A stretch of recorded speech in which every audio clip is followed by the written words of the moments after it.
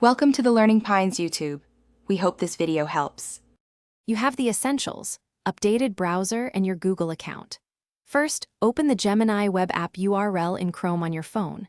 Once loaded, tap the browser menu to reveal options. This starts the Add to Home process. Make sure the page is the active Gemini web app, not a search result. If you see an app-like title and icon, you're ready.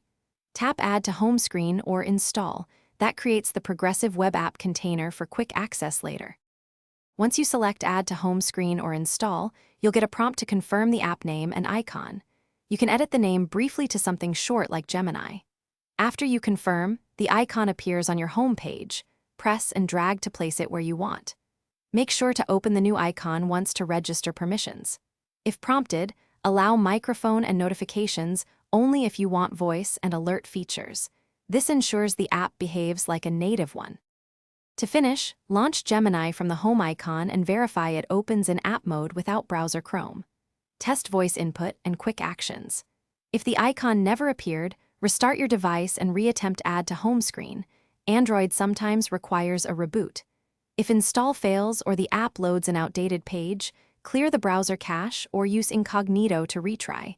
This forces a fresh install. If permissions block functionality, check settings and enable microphone or notifications as needed. Thanks for watching.